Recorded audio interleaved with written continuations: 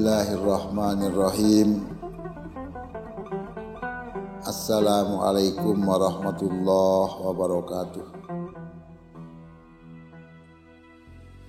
Innal hamdalillah wa nasta'inuhu wa nastaghfiruhu wa na'udzu billahi min shururi anfusina wa min sayyiati a'malina. May yahdihillahu fala mudhillalah wa may yudlilhu fala hadiyalah.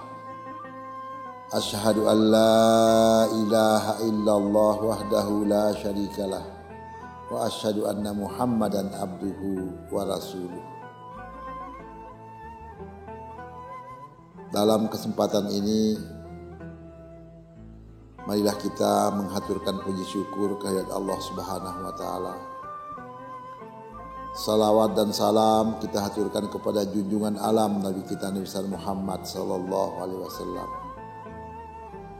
Karena kini kita telah sampai di majelis yang kelima dengan tema penyebab hamba mencintai Allah Subhanahu wa taala. Hal ini diuraikan oleh Hadratus Syekh Abdul Qadir Al-Jailani ketika dia berceramah di madrasahnya pada hari Selasa tanggal 12 Syawal 544 Hijriah. Beliau mengatakan, "Hai anak muda, di manakah pengabdianmu pada Allah Subhanahu wa taala? Hadirkanlah hakikat pengabdian pada dirimu dan merasa cukuplah dalam semua persoalan. Engkau adalah hamba yang lari dari Tuhanmu, Allah Subhanahu wa taala. Kembalilah kepadanya, rendahkanlah dirimu di hadapannya, lakukanlah perintahnya dan jauhilah larangannya. Terimalah ketentuannya dengan rasa sabar dan penuh keikhlasan. Jika engkau melakukan itu semua dengan baik, pengabdianmu kepadanya menjadi sampurna dan rasa kecukupan akan selalu datang kepadamu." Dalam hal ini Allah Subhanahu wa taala berfirman, "Alaisallahu bikafin abdahu." Bukankah Allah cukup untuk melindungi hamba-hambanya? Jika engkau mengabdi kepadanya dengan benar, dia akan menyukaimu. Kemudian rasa cintamu kepadanya akan semakin menguat. Cintamu akan membuat dirimu semakin akrab dan dekat kepada Allah Subhanahu wa taala. Pada kondisi itu, dirimu seolah tak lagi membutuhkan teman selain Allah Subhanahu wa taala. Dengan cintamu kepada Allah Subhanahu wa taala, berarti engkau ridho kepadanya dalam segala kondisi. Sekiranya bumi terasa sempit bagimu, Allah akan melapangkannya. Dia akan melapangkan pintu-pintu bagimu selama engkau tidak marah kepadanya, tidak mendekati pintu selainnya, dan tidak makan selain dari Allah Subhanahu wa taala. Dalam keadaan demikian, berarti engkau mengikuti jejak Nabi Musa yang disebut oleh Allah Subhanahu wa taala dalam Al-Qur'an, "Wa harramna alaihil maradi'a min qablu." Dan kami cegah Musa dari menyusu kepada perempuan yang mau menyusuinya sebelum itu. Allah Subhanahu wa taala menyaksikan segala sesuatu, hadir dalam setiap kesempatan. Dan Allah tak berjarak dengan segala sesuatu. Engkau sama sekali tak dapat terlepas darinya. Dia tak memerintahkan pengingkaran setelah hadirnya pengetahuan. Celakalah engkau bila mengetahui Allah Subhanahu wa taala, lalu kembali mengingkarinya. Maka dari itu janganlah kembali mengingkarinya, karena tindakan itu justru akan mencegahmu dari seluruh kebaikan. Bersabarlah bersama Allah, bukan malah bersabar darinya Maksudnya menahan diri dari taat kepada Allah Subhanahu wa taala. Bukankah engkau sudah mengetahui bahwa orang yang bersabar akan memiliki kekuatan? Man sabara qadaraha. Untuk apa kali ini? Untuk apa terburu-buru? Allah Subhanahu wa taala berfirman, "Ya ayyuhalladzina amanu sabiru wasabiru warabitu wattaqullaha la'allakum tuflihun." Hai orang-orang yang beriman, bersabarlah dan kuatkanlah kesabaranmu dan tetaplah bersiap siaga atau di perbatasan negerimu, dan bertakwalah kepada Allah supaya kamu beruntung. Di dalam Al-Quran banyak ayat yang berbicara tentang kesabaran. Ayat-ayat itu menunjukkan bahwa kesabaran mengandung kebaikan, kenikmatan, balasan, dan anugerah yang baik dari Allah Subhanahu wa taala, serta ketenangan di dunia dan akhirat. Selayaknya engkau bersabar, sebab kau tahu kebaikan dari sabar itu bermanfaat, baik untuk saat ini maupun yang akan datang. Ketika keadaanmu telah lurus dan baik, sepantasnya kau berziarah kubur, mendatangi orang-orang saleh, dan selalu berbuat baik. Janganlah kalian seperti orang yang diberi peringatan, tetapi tak menghiraukan peringatan itu. Mereka mendengar tapi tak mau tahu. Sesungguhnya agama kalian bisa hilang karena 4 hal. Pertama, tidak melakukan sesuatu yang kalian ketahui. Kedua, melakukan sesuatu yang tidak kalian ketahui. Ketiga, tidak mempelajari sesuatu yang tidak kalian ketahui sehingga kalian tetap bodoh. Keempat, mencegah orang lain mempelajari sesuatu yang tidak mereka ketahui. Wahai kaum muslimin, kalian menghadiri majelis zikir sekedar untuk tempat mencari hiburan atau disebut parjah saja, tidak untuk mengobati penyakit hati. Kalian mengikuti peringatan seorang dai, tetapi kalian juga membiarkan kesalahan dan kekeliruan terus terjadi dengan tetap mengolok-olok sambil tertawa dan bermain-main. Sesungguhnya kalian dalam bahaya, meskipun tampak seperti sedang bersama Allah. Jadi bertobatlah kepadanya atas semua tindakan tersebut. Janganlah meniru musuh-musuh Allah, dan ambillah manfaat dari apa yang kalian dengar. Hai anak muda, engkau telah terjerembab pada kebiasaan mencari jatah, terhenti pada akibat, dan melupakan Allah sang penyebab, serta lupa untuk senantiasa bertawakal kepadanya. Seharusnya engkau memulai tindakan, setelah itu mengikhlaskan perbuatan itu. Dalam hal ini Allah Subhanahu wa taala berfirman, "Wa ma khalaqtul jinna wal insa illa liya'budun."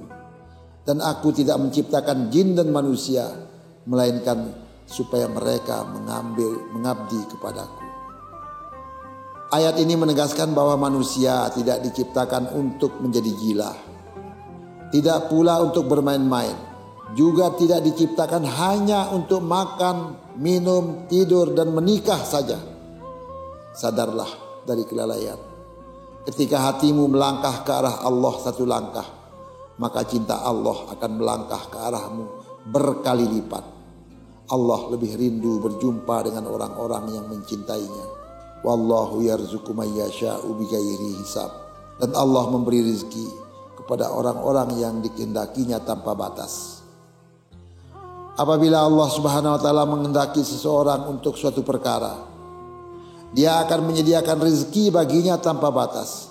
Namun rezeki itu terkait dengan rahasia Tuhan yang tak tampak, bukan berkaitan dengan bentuk-bentuk materi. Jika seorang hamba mencapai derajat itu secara sempurna, berarti kezuhudan seseorang di dunia dan akhirat telah benar.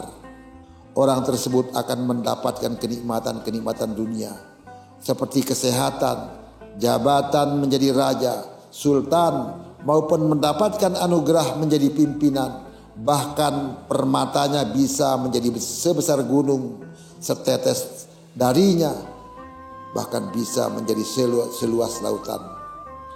Bintangnya menjadi bulan, bulannya berubah menjadi matahari, jumlah sedikit menjadi banyak, ketiadaannya menjadi keberadaan, kepanaannya berganti menjadi keabadian, gerakannya berubah menjadi ketetapan, pohonnya menjulang sampai singgasana Tuhan, akar pohonnya tetap menancap meski di tanah yang basah, dan rantingnya menaungi dunia dan akhirat. Lantas ranting macam apakah itu? Itulah ranting hukum dan ilmu. Bagi orang zuhud, dunia hanya seperti lingkaran cincin. Dunia tak bisa mengikatnya. Akhirat pun demikian. Dirinya bukan barang yang dimiliki oleh raja ataupun kerajaan manapun. Tak ada hijab yang menutupinya. Tidak ada orang yang bisa merenggut dirinya. Kotoran tak dapat mengeruhkannya. Jika tingkat kezuhudan itu telah sempurna, orang itu berhak mendapat predikat hamba yang sempurna dan akan bersanding bersama Allah Subhanahu wa taala yang sempurna. Dengan begitu Allah layak menggapai tangan mereka dari buasnya lautan dunia. Apabila Allah Subhanahu wa taala menghendaki kebaikan dan hambanya, Dia akan menjadikan hamba itu sebagai hujah di hadapan seluruh makhluk-makhluknya. Dokter bagi mereka, pendidik, pelatih, penerjemah, anugerah dan tamu mereka, serta pelita dan matahari bagi mereka. Jika Allah Subhanahu wa taala menghendaki hambanya seperti itu, Dia akan melakukan hal itu. Jika tidak, maka Allah akan menutupi lalu menyembunyikan orang tersebut darinya dan dari hamba yang lain. Hanya sedikit sekali orang yang mencapai derajat tersebut, yakni orang yang mendapatkan penjagaan dan keselamatan secara menyeluruh dari Allah Subhanahu wa taala. Petunjuk Allah kepada orang zuhud itu berupa kemaslahatan. Orang yang mengamalkan zuhud di dunia akan mendapatkan cobaan di akhirat, sementara mengamalkannya di dunia dan akhirat akan memperoleh cobaan dari Tuhan di dunia dan akhirat. Kalian telah lalai seakan-akan tidak akan mati dan tak akan dikumpulkan pada hari kiamat. Tidak akan diperhitungkan di hadapan Allah Subhanahu wa taala dan tidak melewati titian di akhirat. Itulah sifat kalian meskipun kalian mengaku sebagai orang Islam dan beriman. Al-Quran dan ilmu ini akan menghujat kalian jika tidak diamalkan. Jika kalian mendatangi orang berilmu dan menolak petuahnya, kehadiran kalian itu akan menjadi bukti perbuatan dosa yang akan dituntut kelak di akhirat. Hal itu seperti jika engkau berjumpa dengan Rasulullah SAW di dunia, tetapi tidak menjadi penolong bagimu di akhirat. Semua makhluk takut pada keagungan, kebesaran, kesombongan dan keadilan Allah Subhanahu wa taala. Para raja dunia akan sirna, sedangkan Allah tetap abadi. Pada hari kiamat nanti segala hal akan kembali kepada Allah. Pada hari itu para penguasa memaparkan manfaat dari kemuliaan dan kekayaan mereka bagi orang banyak. Allah Subhanahu wa taala memuliakan para raja itu karena memenuhi kebutuhan negara dan orang banyak dengan baik. Keberlangsungan dunia ini bergantung pada mereka. Raja-raja itu adalah pemerintah sekaligus pemimpin bagi manusia. Para raja itu juga berlaku sebagai wakil Allah di dunia secara tidak langsung. Namun pada hari akhir mereka menjadi wakil-wakil Allah di dunia dalam arti yang sesungguhnya, karena mereka akan dimintai pertanggungjawabannya. Keberanian seseorang itu tampak saat mereka berhadapan langsung dengan musuh-musuhnya, yakni orang kafir, tanpa ada rasa takut dan gentar. Begitu juga keberanian orang-orang saleh itu tampak ketika mereka berhadapan dengan hawa nafsu, kebiasaan buruk, setan, serta segala bentuk keburukan, termasuk setan yang berbentuk manusia. Keberanian orang-orang yang diistimewakan oleh Allah dapat dilihat ketika mereka berzuhud di dunia dan akhirat, serta saat mereka berzuhud meninggalkan apapun yang bukan Allah Subhanahu wa taala. Duhai anak muda, sadarlah sebelum kesadaran itu datang tiba-tiba tanpa sepengetahuanmu. Bergaullah dengan para ahli agama, sebab merekalah manusia yang sesungguhnya. Manusia yang paling berakal adalah manusia yang paling taat kepada Allah Subhanahu wa taala. Sementara manusia paling bodoh ialah yang menentang Allah Subhanahu wa taala. Rasulullah sallallahu alaihi wasallam bersabda, engkau harus berpegang teguh dengan agama. Jika tidak, angan dalam dirimu akan hancur, sebab engkau membutuhkan agama agar dirimu tidak hancur. Sekiranya engkau bergaul dan cinta dengan ahli agama, tanganmu menjadi penuh dengan rezeki dan hatimu terhindar dari sifat-sifat munafik. Orang munafik adalah orang yang suka pamer tetapi tidak pernah berbuat baik. Tidak ada amal perbuatanmu yang diterima oleh Allah Subhanahu wa taala kecuali amal itu ditujukan semata-mata untuk Allah. Jika tidak, maka amal itu tidak diterima. Amal perbuatanmu dapat diterima oleh Allah jika terhindar dari keburukan hawa nafsu, setan dan dunia. Maka berbuat baiklah dengan penuh keikhlasan tanpa pamrih, sebab amal perbuatanmu tidak akan diterima kecuali ditujukan semata-mata untuk Allah. Celakalah engkau jika beramal demi manusia, tetapi berharap amal perbuatanmu itu diterima oleh Allah Subhanahu wa taala. Sungguh itu adalah pilihan yang bodoh. Tinggalkanlah keburukan, kenikmatan dan kesenangan. Kurangilah hura-hura dan perbanyaklah bersedih, sebab engkau sedang berada di negeri yang penuh duka lara. Junjungan kita Nabi besar Muhammad sallallahu alaihi wasallam senantiasa berpikir, jarang bersukacita dan lebih banyak bersedih. Tawanya sedikit sekali. Dia hanya tersenyum untuk membahagiakan hati orang lain. Hatinya selalu diliputi kesedihan dan kesibukan. Jika bukan karena para sahabat dan urusan duniawi, Rasulullah tidak akan keluar rumah, apalagi hanya duduk-duduk di luar rumah. Anak muda, jika halwatmu dengan Allah sudah benar, jagalah nuranimu agar selalu takjub pada keagungannya. Setelah itu sucikanlah hatimu.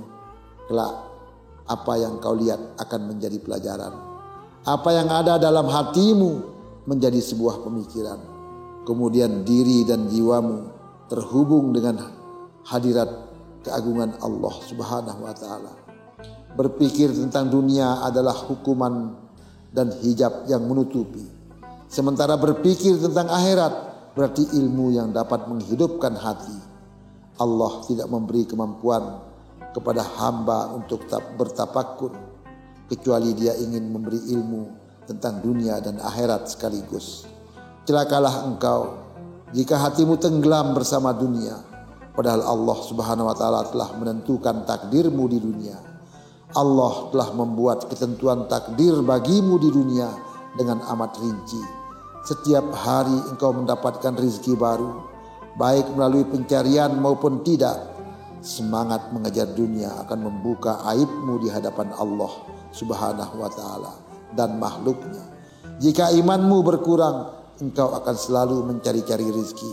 Sebaliknya, dengan bertambahnya iman, kau akan duduk dengan tenang tanpa mengkhawatirkan rezeki. Hai anak muda, janganlah kau campur adukkan keseriusan dengan canda tawa. Hatimu tak akan tenang bersama makhluk. Bagaimana mungkin engkau bersatu dengan Allah jika engkau menyekutukannya dengan makhluk? Bagaimana mungkin engkau akan bersama sang musabab? Jika demikian, bagaimana bisa engkau menyatukan yang lahir dan yang batin? Yang kau pikirkan dan yang tidak kau pikirkan, sesuatu menurut ciptaan dan menurut sang pencipta.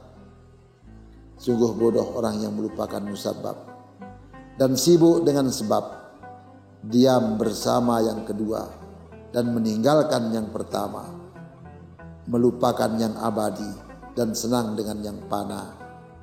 Duhai anak muda, engkau bersahabat dengan orang-orang bodoh, sehingga kebodohan mereka menularimu. Bersahabat dengan orang bodoh berarti bersahabat dengan pengkhianat.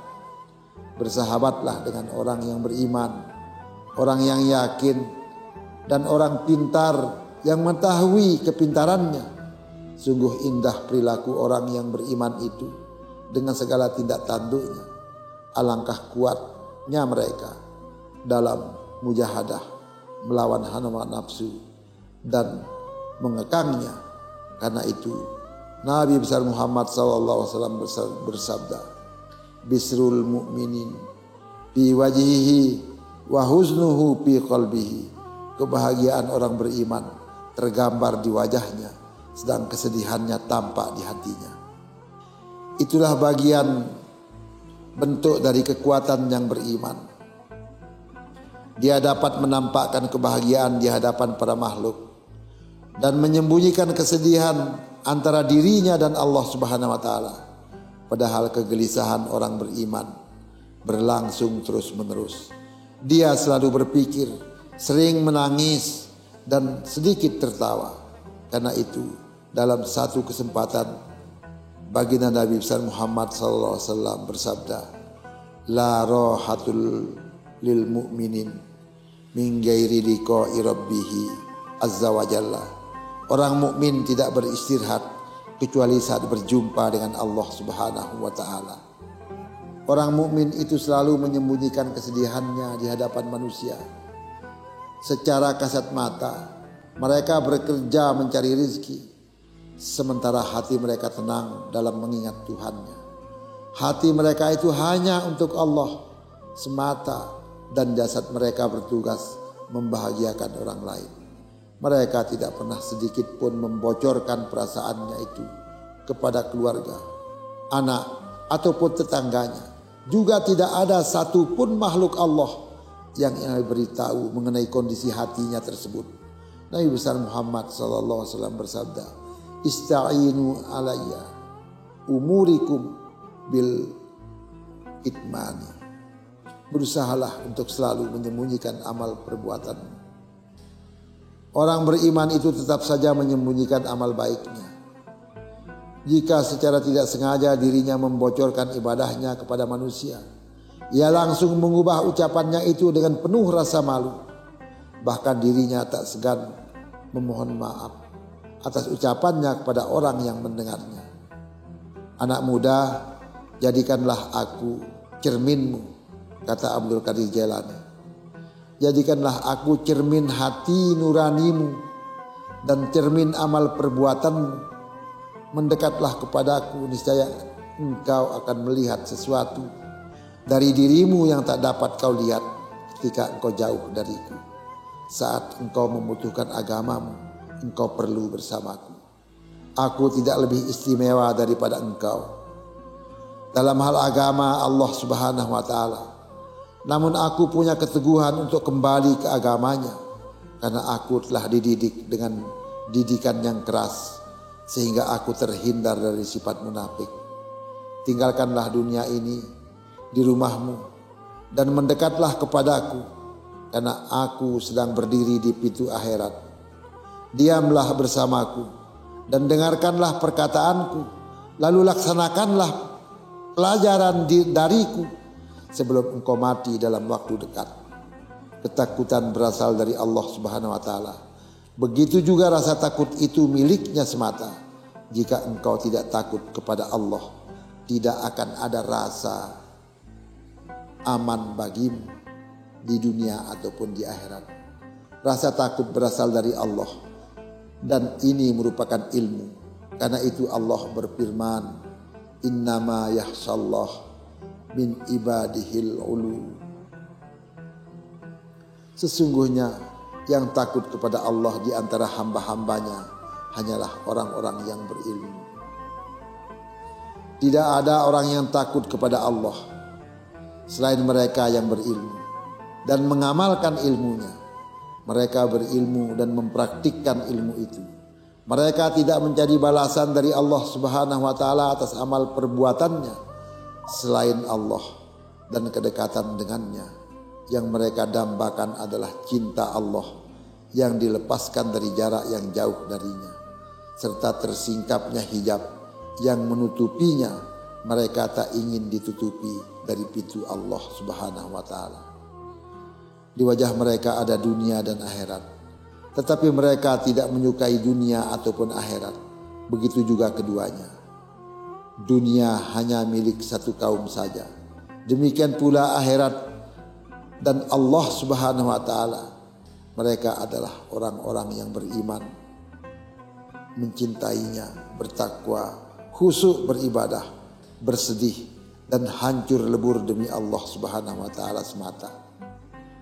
Ada suatu kelompok yang takut kepada Allah Subhanahu wa taala hanya dalam kondisi ketiadaan Allah.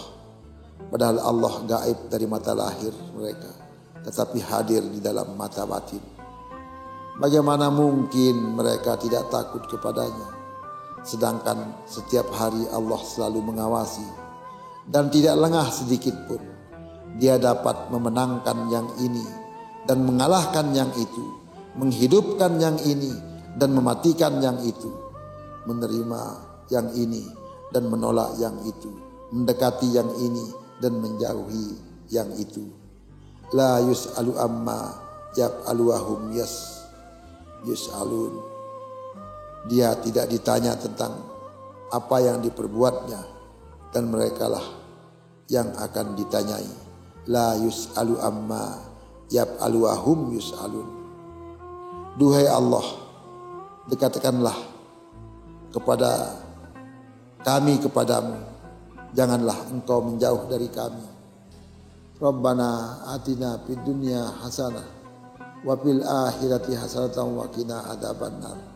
Ya Tuhan kami, berilah kami kebaikan di dunia dan kebaikan di akhirat, dan peliharalah kami dari siksa api neraka. Jazakumullahu khairan katsira. Wabillahi taufiq wal hidayah. Wallahul muwafiq ila aqwamit thariq. Wassalamualaikum warahmatullahi wabarakatuh.